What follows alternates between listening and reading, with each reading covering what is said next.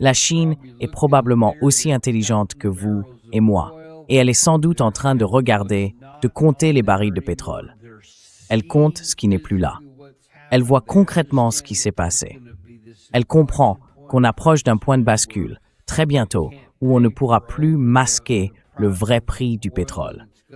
Et à ce moment-là, il n'y en aura tout simplement plus assez pour faire tourner l'économie. Comme vous le disiez dans notre émission l'autre jour. Et je pense qu'ils se disent, très bien, vous voulez jouer au jeu du poulet. On va s'y mettre aussi. Vous le faites dans le golf en ce moment, eh bien nous, on le fera ici aussi. Parce que, selon moi, la Chine, historiquement, est plutôt prudente face aux risques. Et elle a toujours essayé de contourner les problèmes plutôt que de foncer dedans.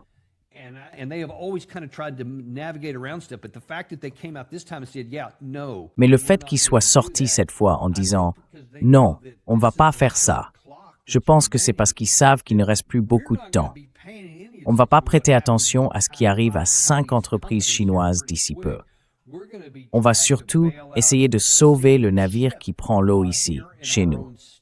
Donc, à mon avis, c'est ça. C'est mon interprétation de ce que fait la Chine. Et pour Trump, allez maintenant leur dire « Hey, vous voulez nous donner un coup de main ?» Quelle motivation la Chine aurait-elle pour nous aider, à part dire « Bon, dans notre propre intérêt, on a besoin d'un peu de stabilité sur le marché mondial, donc il faut régler cette affaire. » Peut-être qu'ils vont aider un peu pour ça. Mais franchement, il n'y a pas la moindre chance sur cette terre que la Chine réussisse à obtenir de l'Iran un accord qui profite à Washington.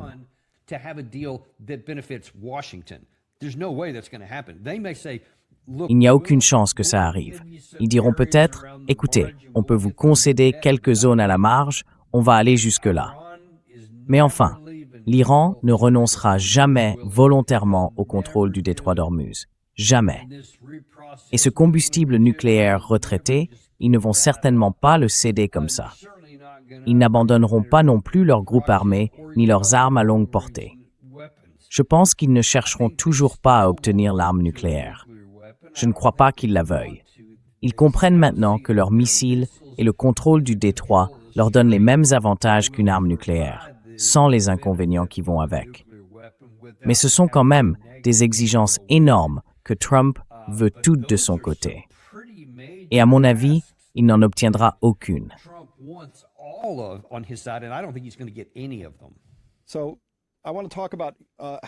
Je voudrais parler des options dont dispose l'Iran pour fermer le détroit. Ils ont montré ça aujourd'hui. On les voit lancer ces missiles de croisière. Ce que je voulais souligner, Daniel, c'est qu'ils les tirent clairement depuis des plateformes montées sur camions. Et donc, toute cette idée qu'on entend souvent, les mines, ils vont miner le détroit, on va ensuite déminer. Eh bien, les mines ne sont qu'un moyen parmi d'autres pour bloquer complètement le détroit. Est-ce que tu peux expliquer quelles sont vraiment ces options?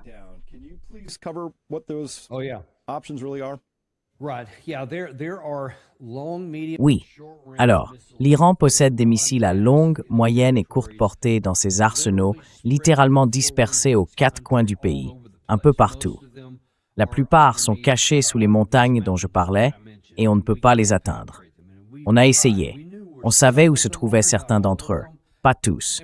On a tenté de les neutraliser. D'après les informations dont je dispose, ils en auraient une 40aine. Et on aurait touché une partie de l'un d'entre eux. C'est une rumeur. Rien n'est confirmé. Mais plusieurs rapports sérieux vont dans ce sens. Et c'est tout. Tous les autres sont encore intacts.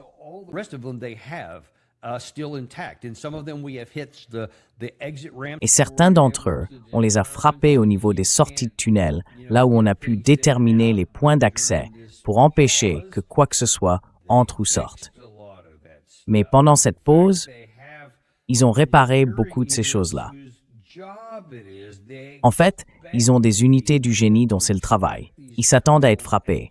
Ils s'attendent à ce que ces sorties de tunnels soient visées. Donc, ils ont des équipes d'ingénieurs capables de tout dégager. Et même avant le cessez-le-feu, on a observé plusieurs fois que 2 ou 3 jours plus tard, tout était déjà débloqué à nouveau pour qu'ils puissent ressortir. Parce que ces tunnels vont très loin à l'intérieur. On peut faire sauter l'entrée, mais 10 ou 15 mètres sous terre, c'est à peu près tout ce qu'on peut endommager.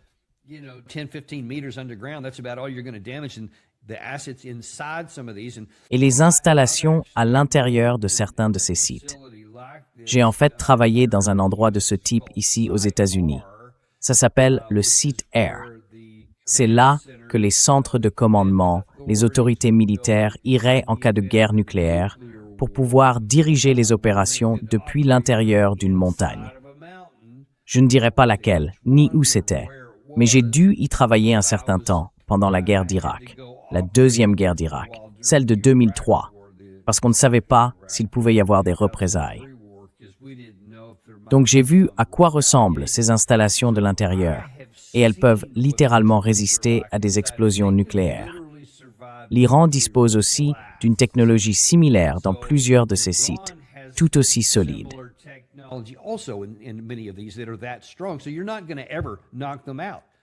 Donc vous n'allez jamais vraiment les éliminer. Vous pouvez continuer comme on le voit sur ces vidéos. Très probablement, des camions sont sortis de ces bunkers, ont tiré leur charge, puis sont aussitôt rentrés se cacher. Et je suis sûr qu'au moment même où le dernier tir quittait l'arrière du camion, ils abaissaient déjà le lanceur et repartaient se planquer dans leurs abris. On ne peut pas empêcher ça. Ça, c'est un premier point. Et puis, il y a les portées longues, moyennes et courtes. Dans certaines zones, surtout le long du golfe d'Oman et du golfe Persique, l'artillerie, de l'artillerie classique, peut atteindre beaucoup de ces cibles. Il suffit d'être capable de toucher les navires de manière crédible. Ou alors, comme on l'a vu au tout début ici, avec certains de ces drones navals, du même type que ceux utilisés dans la guerre entre l'Ukraine et la Russie, qui ont poussé toute la flotte de la mer Noire à quitter Sébastopol pour se replier plus loin vers la Russie.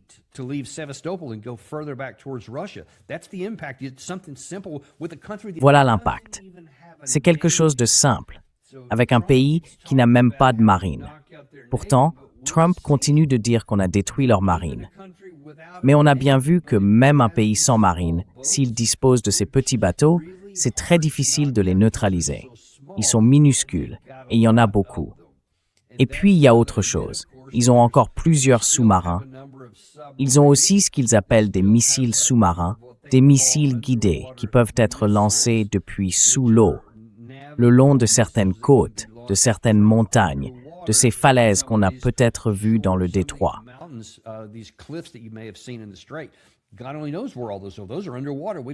Dieu seul sait où tout ça se trouve. C'est sous l'eau. On ne sait pas où sont les points de sortie. Donc quand on met tout ça ensemble, et puis bien sûr, les bateaux rapides dont on parlait il y a une minute, il faudrait littéralement prendre le contrôle de tout le pays pour éliminer tout ça. Même si on neutralise 2 ou 3 de ces catégories, il en reste trop d'autres qu'on ne peut pas arrêter. Il n'y a donc en pratique aucun moyen d'ouvrir le détroit d'Ormuz par la force, à moins d'éliminer complètement le gouvernement politique pour qu'il ne puisse plus mener aucune guerre. Et je ne vois pas non plus comment ça pourrait arriver. C'est dire l'ampleur de la tâche.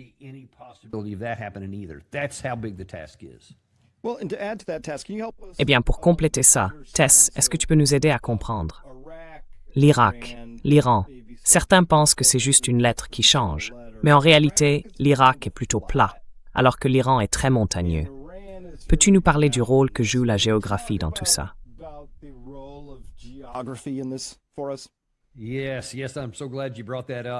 Oui, je suis vraiment content que vous en parliez. C'est justement pour ça qu'on ne voit pas de troupes au sol ici. Beaucoup de gens ont dit, eh bien, pourquoi ne pas envoyer des forces terrestres? Au début de tout ça, vous vous souvenez peut-être, quelqu'un a dit, vous savez quoi? Faisons appel aux Kurdes. C'est ce qu'on peut faire parce qu'il y a beaucoup de Kurdes dans cette région, répartis entre la Turquie, l'Irak et l'Iran. Alors, rassemblons-les tous, et ensuite, ils pourront marcher sur Téhéran. Et là, j'ai répondu, est-ce que vous avez déjà regardé une carte en relief de l'Iran? D'abord, il y a de grandes raisons politiques pour lesquelles les Kurdes d'Irak ne voudraient pas et n'ont pas voulu participer à ça.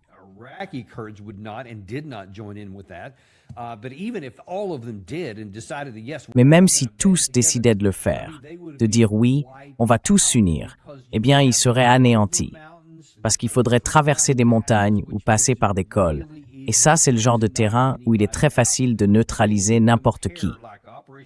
Si on compare, par exemple, avec l'opération Iraqi Freedom en 2003, l'Irak, depuis les points d'entrée où nous sommes arrivés, comme le Koweït, l'Arabie Saoudite et d'autres encore.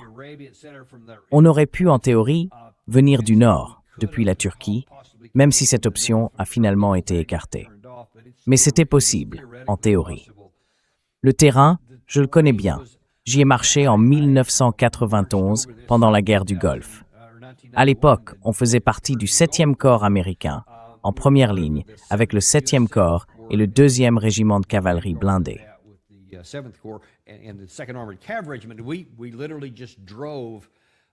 On vient littéralement de parcourir, je ne sais plus combien de centaines de kilomètres, sur un terrain complètement plat. Franchement, c'était comme rouler sur un parking. C'était aussi simple que ça, aussi loin qu'on voulait aller.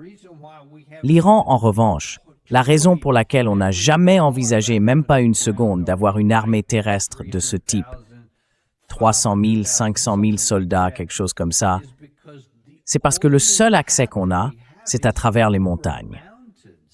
Moi, j'ai servi lors de ma dernière mission de combat en Afghanistan. J'ai passé beaucoup de temps dans les montagnes, entre le Pakistan et l'Afghanistan, le long de la frontière afghane. Et ce sont les mêmes types de montagnes. Je pense même que certaines font partie de la même chaîne, qui s'étendent encore plus loin.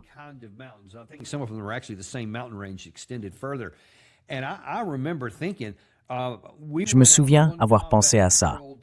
On était parti en patrouille de combat jusqu'au poste américain le plus au nord, dans la partie nord-est de l'Afghanistan. On ne pouvait pas aller très loin, juste sur un sentier de montagne très étroit au-dessus de la vallée de la rivière Kunar. À un moment, on a dû descendre des véhicules et finir à pied parce que la route était trop étroite. Et si on avait essayé de faire ça avec une armée entière, franchement, on se serait fait anéantir. Il aurait suffi que l'ennemi se planque quelque part sur la montagne et nous arrose d'artillerie, de drones, de tirs de missiles. Ce n'aurait pas été bien compliqué, parce qu'on aurait été complètement coincé dans le terrain, ce qui rend la défense beaucoup plus facile.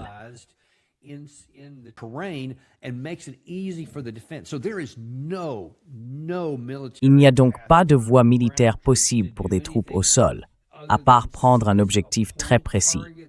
C'est quelque chose qu'on pourrait, en théorie, faire, mais ce serait à un coût énorme et sans aucune valeur stratégique.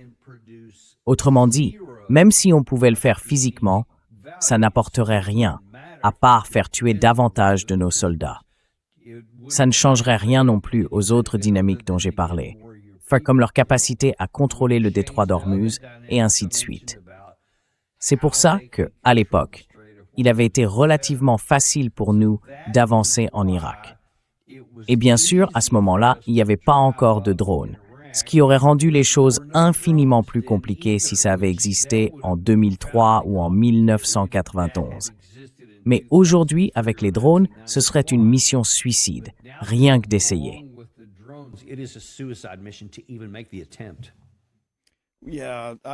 Oui, c'était mon instinct. Donc si on faisait, je sais pas, par exemple, envoyer des troupes sur l'île, prendre l'île de Kark, ce serait surtout pour montrer quelque chose, plutôt que pour un vrai avantage stratégique, je suppose. Ce serait plutôt à titre de démonstration. Oui, on pourrait... Enfin, d'abord, pas besoin d'envoyer des troupes sur le terrain pour détruire ces installations. On peut le faire avec des missiles ou avec nos propres drones à distance. Et si on voulait en prendre le contrôle, on ne le ferait pas. Parce que, enfin, l'Iran, ils le savent très bien. C'était déjà un sujet de discorde pendant la guerre Iran-Irak. Donc ils sont devenus des experts pour gérer ce genre de situation si elle se présente. Et on m'a dit, par certains responsables iraniens, dont l'un faisait partie de l'équipe de négociation avec le Pakistan, que leur plan serait de nous laisser prendre l'île sans même tenter d'arrêter l'hélicoptère. Parce qu'en réalité, pour l'instant, on ne peut le faire qu'avec des hélicoptères.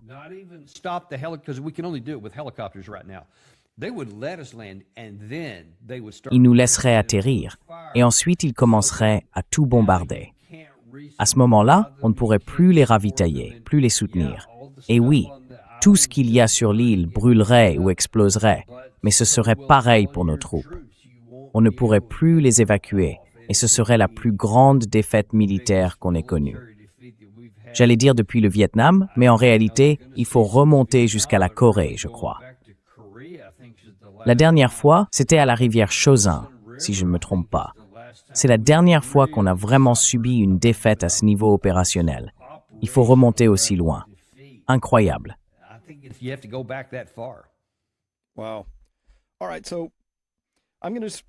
Très bien. Je vais vous montrer quelque chose ici. Vous savez, le temps presse, évidemment, et il faut qu'on agisse. Voilà une partie de cette course contre la montre. Aujourd'hui, Bassan a dit que cette aberration temporaire serait terminée dans quelques semaines ou quelques mois. Il parle du pétrole, d'accord? Une aberration temporaire, dans quelques semaines ou quelques mois. Bon, je peux juste préciser que JP Morgan a publié une analyse très utile qui montre qu'on se dirige vers un niveau de stress opérationnel pour le raffinage, en lien avec les stocks. Et il y a aussi un seuil opérationnel plancher, en dessous duquel ils ne peuvent tout simplement plus fonctionner.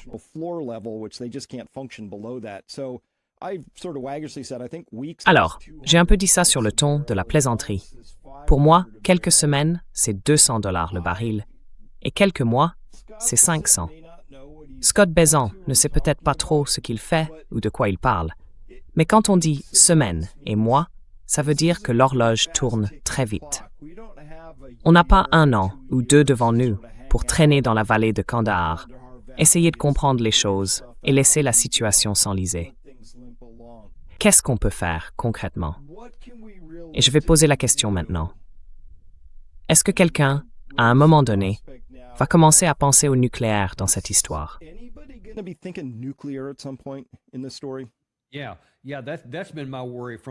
Oui, c'est ce qui m'inquiète depuis le début, surtout après les 5 ou 6 premiers jours, quand il est devenu évident que les armes conventionnelles n'allaient pas suffire à obtenir le résultat voulu.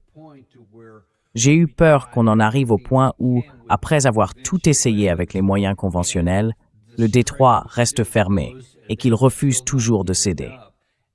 Je n'ai aucun doute qu'en ce moment, certaines personnes lui murmurent à l'oreille. « Écoutez, Monsieur le Président, on peut y aller. On peut rassembler 250 000 de soldats avec nos alliés et tout le reste, mobiliser la garde nationale et les réservistes, et on peut probablement y arriver. Mais on provoquerait 100, 200, voire 300 000 pertes de notre côté. »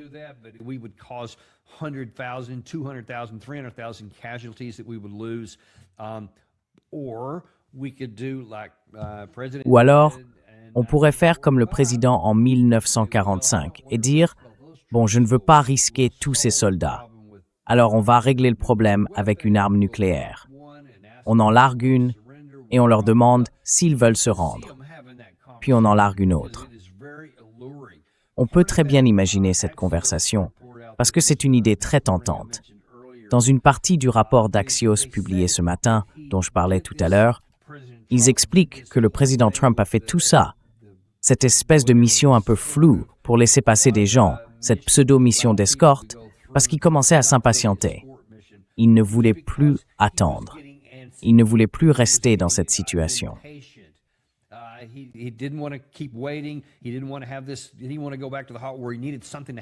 Il ne voulait pas revenir au cœur du problème, là où il fallait que quelque chose se passe vite, parce qu'il est tellement impatient. Et je me dis, quand on est impatient de mettre fin à une guerre tout de suite, qu'on se trouve dans une situation de cessez-le-feu sans issue, et qu'on refuse d'utiliser la négociation et la diplomatie, c'est-à-dire donner quelque chose pour obtenir quelque chose, qu'on veut juste tout exiger, eh bien, ça ne marchera jamais. Alors, on peut dire, d'accord, surtout s'il commence à regarder l'horloge et qu'elle s'impose à lui, parce que l'écart entre le prix réel d'un baril de pétrole en ce moment et le prix sur le papier, Cet écart va finir par se réduire de force, peu importe à quel point il veut le manipuler.